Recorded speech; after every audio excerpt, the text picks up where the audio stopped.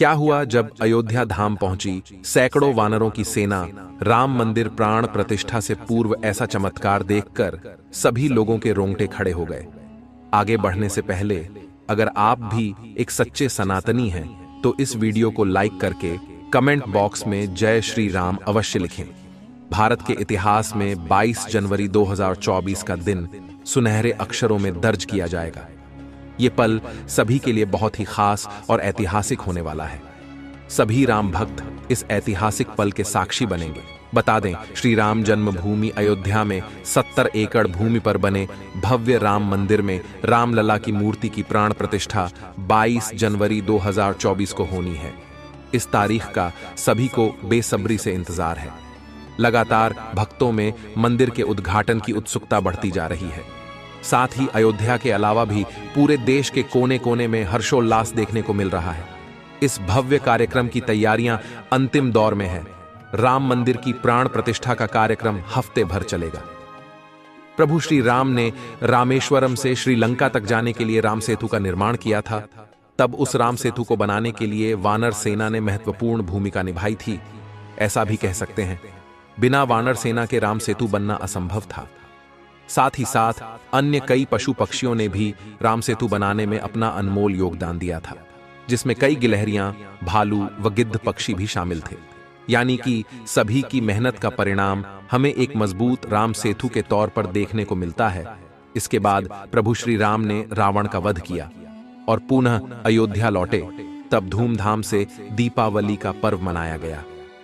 लेकिन दोस्तों, वही दीपावली का पर्व एक बार फिर से होने जा रहा है, क्योंकि 500 वर्षों का कड़ा संघर्ष अब सफल हो चुका है। 22 जनवरी 2024 को राम मंदिर में राम की प्राण प्रतिष्ठा होने वाली है।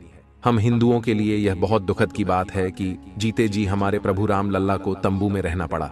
लेकिन कहते हैं न, सच्चाई को कितना भी दबाया जाए, एक दिन वह सामने जरूर आती है। अब जैसे जैसे प्राण प्रतिष्ठा का समय नजदीक आ रहा है, वैसे वैसे कई चमत्कार अयोध्या में देखने को मिल रहे हैं। हाल ही में गिद्धों का बहुत बड़ा झुंड अयोध्या में देखा गया है। ऐसा कह रहे हैं यह गिद्ध कई सालों पहले विलुप्त हो चुके थे, लेकिन अचानक से इन गिद्धों का सामने आना रामायण से जुड़ा बहुत बड़ा चमत्कार बताया जा रहा है। साथ ही साथ अयोध्या के लोग इन्हें जटायु का वंशज बता रहे हैं और उनकी पूजा कर रहे हैं। लेकिन दोस्तों, अयोध्या राम मंदिर के आसपास वानरों को भी बड़ी संख्या में देखा जा रहा है। आज से पहले इतने वानर इस क्षेत्र में कभी नहीं दिखाई दिए। लेकिन जैसे जैसे प्राण प्रतिष्ठा का समय नजदीक आ रहा है, सैकड़ों के झुंड में वानर राम मंदिर पहुंच रहे हैं। हनुमान जी को भी वानर का ही रूप कहा जाता है। साथ ही साथ लंका पर विजय हासिल करने के लिए प्रभु श्री राम का साथ भी वानर सेना ने ही दिया था। यानी कि राम जी का वानरों के साथ सीधा संबंध है। जब उनकी मुलाकात सुग्रीव के साथ हुई, तब उन्हें एक नई दिशा मिली, एक नई सेना मिली, लंका पर विजय पाने का एक हौसला मिला। अगर यह वानर नहीं होते तो लंका पर विजय पाना मुश्किल था। लेकिन दोस्तों, अब जब एक बार पुनः श्री राम अपने धाम लौट रहे हैं, तो उनके साथ कई वानर भी अयोध्या नगरी में आते दिखाई दे रहे हैं। हाल ही में लाल मुंह के वानरों के कई झुंड अयोध्या राम मंदिर के आसपास देखे गए हैं। साथ ही साथ कुछ भालू भी, जिन्हें जामवंत का रूप कहा जा रहा है, वह अचानक से इस क्षेत्र में पाए गए हैं। दिन प्रतिदिन अयोध्या में काफी चमत्कार बढ़ रहे हैं। ऐसे पात्र जिनका संबंध रामायण के साथ जुड़ा हुआ है, जब वह एक एक करके सामने आ रहे हैं तो सभी लोग बड़े हैरान हैं। भगवान राम और रावण के बीच लंका में जो जबरदस्त युद्ध हुआ, उसमें एक ओर थी बलशालियों से भरी रावण की सेना, जिसे बहुत ताकतवर माना जाता था। दूसरी ओर राम के पास एक ऐसी सेना थी जिसने इससे पहले शायद ऐसा कोई युद्ध नहीं लड़ा था। युद्ध में वो पारंगत भी नहीं थी। ये वानर सैनिकों वाली सेना थी। रावण ने पहले इस सेना की हंसी उड़ाई, फिर राम की वानर सेना से दुश्मन के छक्के छुड़ा दिए। ये युद्ध जीता। लेकिन इस शानदार विजय के बाद वानर सेना का क्या हुआ, ये किसी को नहीं मालूम। भगवान राम जब युद्ध करने के लिए लंका पहुंचे, उन्होंने रावण की मजबूत सेना के खिलाफ युद्ध शुरू किया, तो उनकी सेना में केवल वानर थे। इस सेना को राम और लक्ष्मण ने मोटे तौर पर दीक्षित किया। युद्ध में जीत के बाद ये लंबी चौड़ी सेना कहां चली गई? वाल्मीकि रामायण के अनुसार श्री राम रावण युद्ध में वानर सेना की महत्वपूर्ण भूमिका थी। सवाल यह है कि जब श्री राम ने युद्ध जीत लिया, वह इसके बाद अयोध्या आ गए, तो वानर सेना का क्या हुआ? इस वानर सेना का नेतृत्व करने वाले उस समय के महान योद्धा सुग्रीव और अंगद का क्या हुआ? वीडियो को अंत तक देखते रहिए। आगे बड़े रहस्य से पर्दा उठने वाला है कि आखिर राम रावण के युद्ध के बाद वानर सेना का क्या हुआ। आज जो अयोध्या में वानर सेना दिखाई दे रही है, क्या इनका संबंध रामायण के साथ जुड़ा हुआ है? लेकिन पहले जान लेते हैं राम मंदिर का महत्वपूर्ण इतिहास। पौराणिक मान्यताओं के अनुसार उज्जैनी के राजा विक्रमादित्य जब यहाँ आखेट करने आए तो उन्हें उजादाह भूमि पर कुछ चमत्कार दिखाई देने लगे। खोज की तो पता चला कि ये श्री राम की अवध भूमि है। इसके बाद उन्होंने यहाँ श्री राम के भव्य मंदिर का निर्माण कराया, जिसमें काले रंग के कसौटी पत्थर वाले 84 स्तंभ थे। समय समय पर यहाँ राजाओं मंदिर की देखभाल की, लेकिन 14वीं शताब्दी में जब भारत में मुगलों का शासन हुआ तो श्री राम जन्मभूमि को नष्ट कर वहां बाबरी मस्जिद बना दी गई। 1525 में राम जन्मभूमि मंदिर को बाबर के सेनापति मीर बांकी ने ध्वस्त करवाया था। बाबरी मस्जिद की 3 गुंबद थी, जिसके बाहरी हिस्से में एक चबूतरे में श्री राम के बाल स्वरूप की पूजा होती थी। इसे राम चबूतरा कहते थे। लेकिन 1939 में बाबरी मस्जिद के मुख्य गुंबद के ठीक नीचे वही मूर्ति निकली जो सदियों से राम चबूतरे पर विराजमान थी। बाबरी मस्जिद और राम जन्मभूमि मंदिर पर सालों चले विवाद के बाद आखिरकार श्री राम की अपनी जन्मस्थली पर प्राण प्रतिष्ठा हो रही है। राम मंदिर के लिए कुल 37 एकड़ जमीन है, जिसे 2 एकड़ में मंदिर बन रहा है। पहले मंदिर के मुख्य शिखर की ऊंचाई 128 फीट थी, अब यह 161 फीट होगी। 3 की जगह 5 गुंबद और एक मुख्य शिखर होगा, जिसकी प्राण प्रतिष्ठा 22 जनवरी 2024 को होने वाली है। आइए अब जानते हैं आखिर रामायण के युद्ध के बाद वानर सेना का क्या हुआ। रामायण के उत्तरकांड में उल्लेख है कि जब लंका से सुग्रीव लौटे तो उन्हें भगवान श्री राम ने किष्किंधा का राजा बनाया, बाली के पुत्र अंगद को युवराज। इन दोनों ने मिलकर वहां कई सालों तक राज किया। श्री राम रावण युद्ध में योगदान देने वाली वानर सेना सुग्रीव के साथ ही वर्षों तक रही, लेकिन इसके बाद उसने शायद की कोई बड़ी लड़ाई लड़ी। हालांकि इस वानर सेना में अहम पदों पर रहे सभी लोग किष्किंधा में अहम जिम्मेदारियों में जरूर रहे।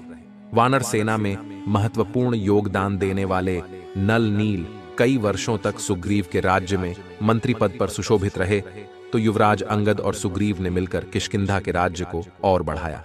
गौरतलब है कि किष्किंधा आज भी है। किष्किंधा कर्नाटक में तुंगभद्रा नदी के किनारे है।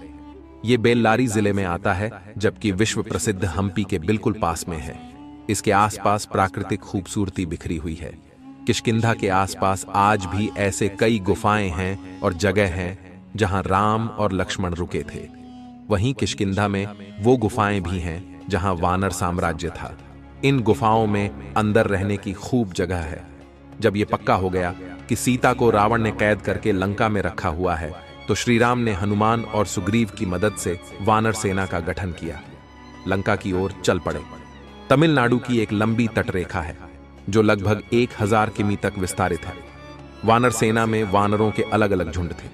हर झुंड का एक सेनापति था, जिसे यूथपति कहा जाता था। यूथ अर्थात झुंड। लंका पर चढ़ाई के लिए सुग्रीव ने ही वानर तथा रक्ष सेना का प्रबंध किया। बताया जाता है कि यह वानर सेना जुटाई गई थी। यह संख्या में करीब 1 लाख के आसपास थी। माना जाता है कि लंका विजय के बाद ये विशाल वानर सेना फिर अपने अपने राज्यों के अधीन हो गई, क्योंकि अयोध्या की राजसभा में राम ने राज्याभिषेक के बाद लंका और किष्किंधा आदि राज्यों को अयोध्या के अधीन करने के प्रस्ताव को ठुकरा दिया था। ये वानर सेना राम के राज्याभिषेक में अयोध्या भी आई, फिर वापस लौट गई। लेकिन अब जब पुनः राम लल्ला के राज्याभिषेक के बारी आ चुकी है, तो पुनः यह विशाल वानर सी अयोध्या आ गई है। यह इतिहास पुनः दोहरा रहा, जिसका सीधा मतलब यही निकलता है कि प्रभु श्री राम के राज्याभिषेक में यह वानर सेना भी मौजूद रहेगी, जिसका संबंध आज से नहीं बल्कि रामायण से है। और जैसे ही प्राण प्रतिष्ठा का कार्यक्रम संपूर्ण होगा, वैसे यह वानर सेना भी अपने अपने राज्य यानी अपने इलाकों में चली जाएगी। यह प्रभु श्री राम का बहुत बड़ा चमत्कार है। श्री राम जन्मभूमि पर बने भव्य मंदिर में अब प्राण प्रतिष्ठा महोत्सव की तैयारियां हो रही हैं। प्रधानमंत्री मोदी के प्रधान सचिव रहे नृपेंद्र मिश्रा ने बताया कि मंदिर के गर्भगृह में 22 जनवरी को प्राण प्रतिष्ठा हो जाएगी। गर्भगृह में 2 मूर्तियां होंगी। एक मूर्ति में श्री राम 5 साल के बालक के तौर पर दर्शन देंगे। बाल्यावस्था वाली मूर्ति की ऊंचाई 51 इंच होगी। दूसरी मूर्ति में रामलला वर्तमान स्वरूप में नजर आएंगे। अभी जो मूर्ति राम मंदिर में है वही रामलला विराजमान के तौर पर सुप्रीम कोर्ट में पक्षकार थे। हर साल जब रामनवमी के दिन दोपहर 12 बजे श्री राम की मूर्ति पर सूरज की किरणें चमक बिखेरेंगी। इसके लिए भवन निर्माण शैली में खास व्यवस्था की गई है। मंदिर के गर्भगृह में रामलला के ललाट पर सूर्य की किरणें खुद ब खुद नहीं पहुंचेंगी। इसके लिए मंदिर के शिखर पर एक छोटी डिवाइस लगाई जाएगी। इस डिवाइस के लिए central building research institute Roorkee और पुणे के एक एस्ट्रोनॉमिकल संस्थान ने मिलकर कंप्यूटराइज्ड प्रोग्रामिंग की है। यह डिवाइस बेंगलुरु में बन रही है। सूरज की किरणें इस डिवाइस पर पड़ेंगी और वहां से रिफ्लेक्ट होकर श्री राम के ललाट पर पहुंचेगी। ऐसा हर साल रामनवमी के दिन 12 बजे होगा। हर बार इस घटना का सीधा प्रसारण करने की व्यवस्था की जाएगी ताकि मंदिर में भीड़ नहीं हो। अब राम मंदिर की इतनी चर्चा हो और अयोध्या के कोतवाल की चर्चा ना हो, ऐसा तो नहीं हो सकता। अब हम बात करेंगे हनुमानगढ़ी मंदिर के बारे में, जो कि काफी चमत्कारिक मंदिर बताया जाता है और वह अयोध्या के मध्य में स्थित है। पवन पुत्र हनुमान को समर्पित यहां मंदिर अयोध्या रेलवे स्टेशन से 1 किमी दूरी पर स्थित है। इस मंदिर का निर्माण विक्रमादित्य द्वारा करवाया गया था, जो आज हनुमानगढ़ी के नाम से प्रसिद्ध है। ऐसी मान्यता है कि पवन पुत्र हनुमान यहां रहते हुए कोतवाल के रूप में अयोध्या की रक्षा करते हैं। मंदिर के प्रांगण में माता अंजनी के गोद में बैठे बाल हनुमान को दर्शाया गया है।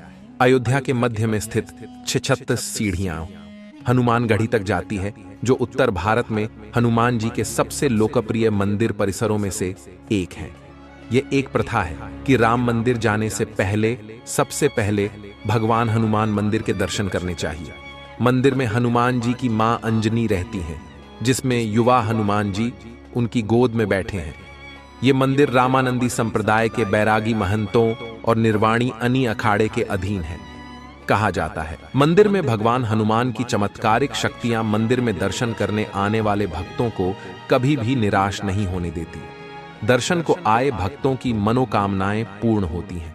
जब रावण पर विजय प्राप्त करने के बाद भगवान राम अयोध्या लौटे तो हनुमान जी यहां रहने लगे। इसीलिए इसका नाम हनुमानगढ़ या हनुमान कोट रखा गया। यहीं से हनुमान जी रामकोट की रक्षा करते थे। मुख्य मंदिर में पवन सुत माता अंजनी की गोद में बैठते हैं। 1855 में मुसलमानों ने मंदिर को नष्ट करने का प्रयास किया। मुसलमान हनुमानगढ़ी को मस्जिद बना देना चाहते थे, लेकिन वे ऐसा करने में सफल नहीं हो पाए। इतिहासकार सर्वपल्ली गोपाल ने कहा है कि 1855 का विवाद बाबरी मस्जिद राम मंदिर स्थल के लिए नहीं, बल्कि हनुमानगढ़ी मंदिर के लिए मुसलमानों और रामानंदी बैरागियों के बीच हुआ था। कहा जाता है नवाब सिराजुद्दौला को एक गंभीर बीमारी हो गई थी। उसका बचना लगभग नामुमकिन था। नवाब यहां पूजा अर्चना करने वाले बाबा अभय रामदास जी के पास आया। बाबा ने भगवान हनुमान जी से नवाब की अर्जी लगाई। वह नवाब को हनुमान जी से प्रार्थना करने को कहा। नवाब ने भगवान हनुमान जी से प्रार्थना की और नवाब चमत्कारिक रूप से स्वस्थ हो गया। उसके बाद स्वामी अभय रामदास जी के निर्देश में सिराजुद्दौला ने इस मंदिर का पुनर्निर्माण कराया। राम मंदिर का इतिहास सदियों पुराना रहा है और अब जो प्राण प्रतिष्ठा होने वाली है वह बरसों के संघर्ष का नतीजा है, कई शहीदों के बलिदान का प्रमाण है और हजारों कार सेवकों के हौसले का प्रतीक है। आशा करते हैं आज की वीडियो से आपको जबरदस्त ज्ञान की प्राप्ति हुई होगी। अगर आपको भी वीडियो पसंद आई है तो आप लाइक जरूर करें, कमेंट बॉक्स में जय श्री राम लिखें और हमें सपोर्ट दिखाने के लिए इस चैनल को सब्सक्राइब करके बेल आइकन को प्रेस कर लीजिए। अभी के लिए आप सभी को हर हर महादेव।